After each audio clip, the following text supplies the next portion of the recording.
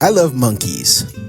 I really do. It's odd that this is the second video in like the span of a month that I'm starting off by saying that fact. I should probably chill out, to be honest, before like the YouTube algorithm starts to like, I don't know, classify this channel as like a monkey channel or something. As y'all may know, the very highly anticipated game Black Myth Wukong has recently dropped. It was probably one of the most highly anticipated games of the year, at least within like anime nerd circles. The only game I can really think of that's more highly anticipated this year is that other Monkey King game that's dropping. Personally, I haven't played the game. I don't think I will. I tend to enjoy having a good grasp over my sanity in Souls-like games.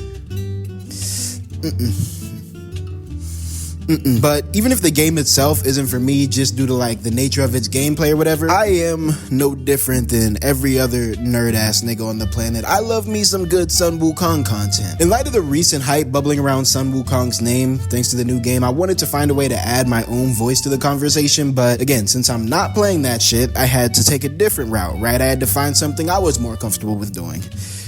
And so I chose what I'm best at: yapping. The story of Sun Wukong has inspired a plethora of fictional characters, especially in the modern era, and in today's yap session, I wanted to go over a few of my favorite Sun Wukong clones, the Sun Wukong clones that I think have the most compelling takes on the Monkey King character tropes. Now bear in mind, right, and actually I think now is a good time to establish the ground rules. In this video, I'm talking about Sun Wukong inspired characters, you dig? I'm not talking about versions of the character that are direct reimaginings of the OG. So like the video game Sun Wukong, for instance.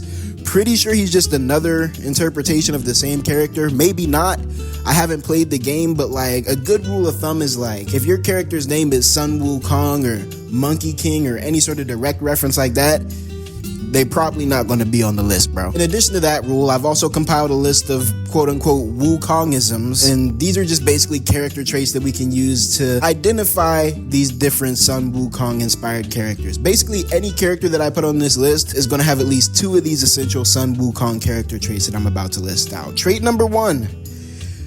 Monkey. Basically, every character on this list is going to have at least some sort of tangential relationship to monkeys. I mean, Monkey King, Sun Wukong, you get the idea. Trait number 2, Sun Wukong abilities. Fighting with a staff, having a flying cloud, cloning yourself, being a dexterous martial artist. I don't know what the hell that was. That was not martial arts. All of these abilities are kind of tied to Sun Wukong's character. And again, most of the characters on this list, if not all of the characters on this list, will probably have some sort of adjacent ability. Trait number 3.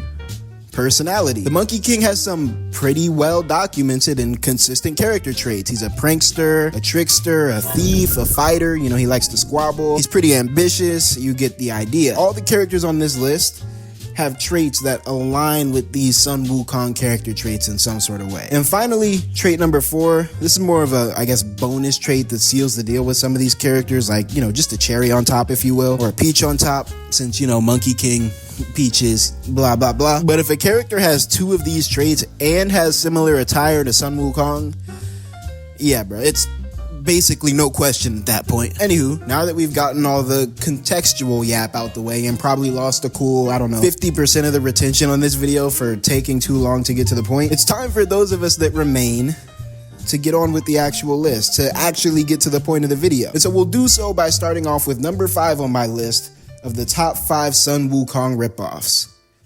Shin from Undead, Unluck. Shin is basically, without a doubt, the least famous character from the least famous franchise to appear on this list, which is ironic because if we put Shin up against the rest of these characters like Wukong for Wukong, Shin is probably smoking just about everybody on this list. I'm not even gonna lie to you. Shin is Wukong inspired to the point where I damn near had to leave him off this list due to him being like too Wukong inspired, due to him basically being a reimagining. The only 2 things keeping Shin from just being a straight up revamp are his name and his species. That's it. The fact that he's a human. Shin is a character from an anime called Undead, Unluck. He's from China, which, you know, off the rip, we're already starting off with the Wukongisms, but Shin's parallel to the Monkey King exists at more than just his country of origin. In fact, I'd venture to say that Shin's parallels to the Monkey King exist at basically every level of his character. To start off with his fit, and you know, this is probably the most subtle way in which he steals Wukong's flow, but if you take a close look at like his little sleeve things, you'll probably notice these little gold bands on the top of his sleeve that like wrap around his bicep. These bands are in fact modeled off of the Monkey King's crown. That design with like the loop and the two little spirals in the middle, that right there is a well-documented Wukongism. And so, you know, right off the rip,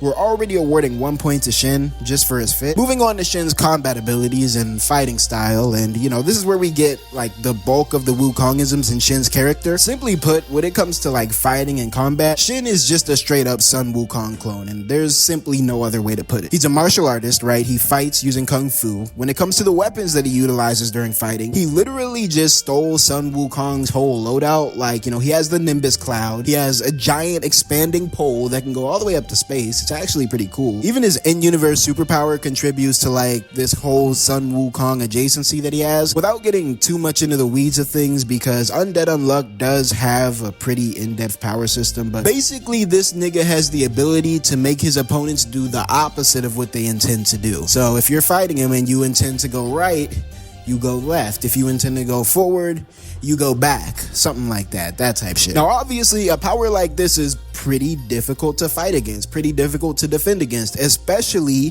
if you're unaware of its existence or unaccustomed to fighting against Shin. And so as a result, Shin has developed this sort of Wukong-esque ego slash bloodlust slash trickster attitude that makes him very, very reminiscent of the Monkey King on a behavioral level. And so even though his character is like top 2 on this list as far as dick riding Sun Wukong goes, unfortunately, due to his immense lack of clout compared to every other character on this list, I could only really manage to put Shin in at number 5 on this list. And so yeah, watch Undead Unluck though. It's a pretty good anime, pretty underrated. Coming in at number 4 on the list of the top 5 Sun Wukong blah blah blah. I'm not going to say the whole thing every time because that would get pretty annoying pretty fast, but coming in at number 4, we have what I like to consider my personal contribution to this conversation.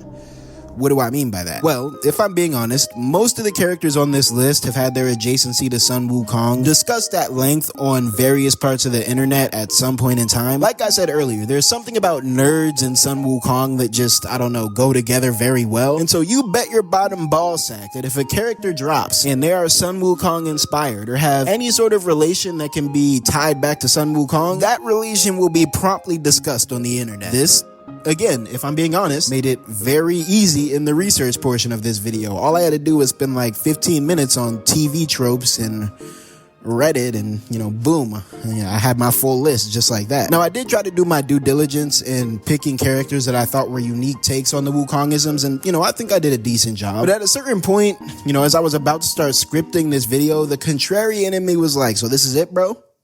You just gonna make a whole video biting off other niggas' ideas? And I sat there and I thought about it, and I was like, hell nah, bruh. I'm gonna make a video where 80% of it is biting off of other niggas' ideas. And so at number 4, we have my 20%. We have my original contribution to this conversation, as well as the first original idea to ever be uploaded to YouTube.com. Number 4 is Rafiki from The Lion King. Rafiki is an interesting character to view from this angle of Sun Wukong adjacency, because I'll be the first to admit, I don't think that Rafiki was inspired by Sun Wukong. Like, I doubt old Disney, bro, who was up in the lab cooking up characters for The Lion King, was sitting there thinking about Sun Wukong while he made this character. But if you look at Rafiki, completely context independent, and just look at him as like a collection of character traits, the nigga is basically Sun Wukong, bro. I mean, we got an old eccentric monkey trickster dude that fights with a staff, and yeah, you get the idea. The reason I find Rafiki interesting enough to be on this list, despite probably not being directly a Wukong reference, is because I think Rafiki's character is a testament to how interesting Sun Wukong is as a concept. I mean, you got to think about it like this, right? Rafiki basically organically arrived at being a Sun Wukong clone because some Disney writer in goddamn 1991 decided that this martial arts staff wielding trickster monkey was a tough idea. Like centuries after the original inventor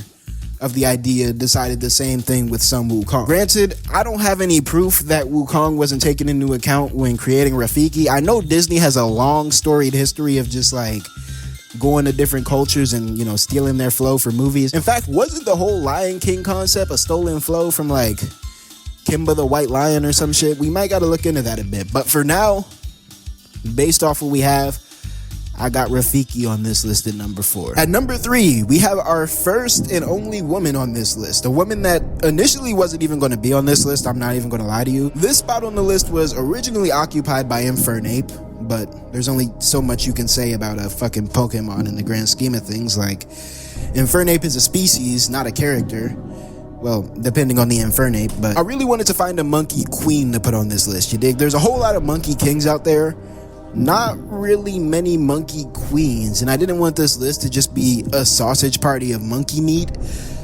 Pause. And so after doing a bit of digging, you know, a bit of scouring through the internet, trying to figure out what other internet niggas have said about the matter, I ended up stumbling across a Reddit thread with a very interesting interpretation of a character that you might not immediately think of as a Wukong adjacent character. That character, and number 3 on the list of our Sun Wukong clones, our monkey queen, is Nami from One Piece. Now let's get the elephant out of the room, right? Immediately when you start talking about One Piece and Wukong-esque characters within One Piece, the conversation does tend to drift towards Luffy, who admittedly does hold a fair bit of Wukongian traits himself. I mean, narratively and perhaps behaviorally, he does fit the Wukong bill a bit better than Nami does. I remember a few years ago, before the whole grander Joy Boy narrative was revealed, there was a pretty prevalent theory that Luffy was going to be the sort of Sun Wukong of his verse. And I mean, to be fair, in a lot of ways he still is. I did briefly consider giving him a spot on this list, but I'd argue that many of Luffy's Wukongisms are secondhand. They're not so much Wukongisms as they are inherited traits from Goku, who we'll talk about in a bit. Nami, on the other hand, despite maybe not giving off Wukong vibes at first glance like Luffy does, she has a surprising amount of her own Wukongisms to her name, many of which a lot of the other characters on this list don't have. Of course, we got the basics, right? You know, the fighting with the staff, the being a thief, the having a flying cloud. I mean, just right there, we already got more than the 2 points that we need to put her on this list. But then you look a bit deeper into it, right? And you realize that she has a lot of the Wukong sub-abilities that these other characters just don't have. You got the elemental control, the ability to clone herself, kinda. Honestly, I think the clone thing is the only instance of that said ability on this list, so you know, that's pretty cool. The Reddit thread I was looking at did bring up some narrative similarities that I found kind of interesting. For example, Sun Wukong was traveling with a dragon prince, and like technically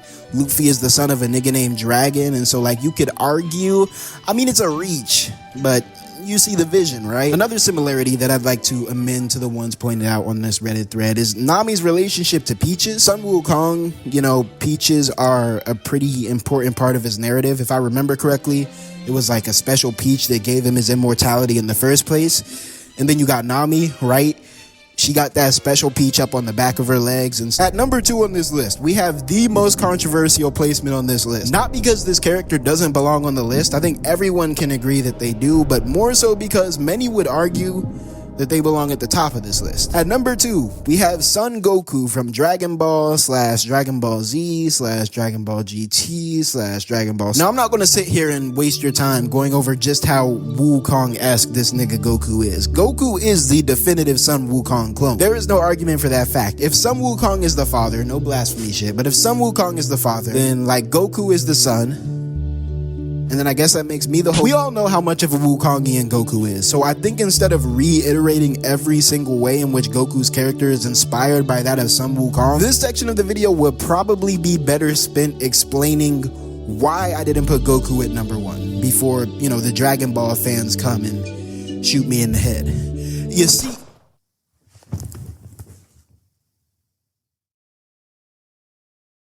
a lot of fiction in general explore this theme of like, you have to abandon your humanity if you wish to truly embrace power, like, you know, that sort of thing. That's basically how I see Goku with his Wukongisms. As the story of Dragon Ball began to change and grow and the narrative switched from Dragon Ball to Dragon Ball Z, the series, and by extension Goku himself, pretty quickly got to a point where Wukongisms just weren't going to cut it anymore. From the middle/end of Dragon Ball to the beginning of Dragon Ball Z, we basically watched Goku graduate out of being a Sun Wukong clone and into being a super alien space warrior god thing, but more importantly into his own brand and his own set of tropes, which would go on to inspire successive generations, the same way that Sun Wukong did for Goku. This may be a bit presumptuous, right? This may be some dick eating, but at least if I'm going by how things look right now in the current day, if I had to pick one media figure to come out in the last 50 years that I think is going to have the sort of century-long staying power that characters like Sun Wukong have, I got my money on Goku. Maybe, depending on how Jump handles his legacy, you know? We'll see. But with all that said, his immense clout and influence aside, meat riding aside, I couldn't in good faith put Goku at the #1 spot on this list because he's simply not gang anymore. He's abandoned his Wukongisms. He's not a monkey king anymore. Like, when is the last time you seen this nigga take Nimbus out for a spin?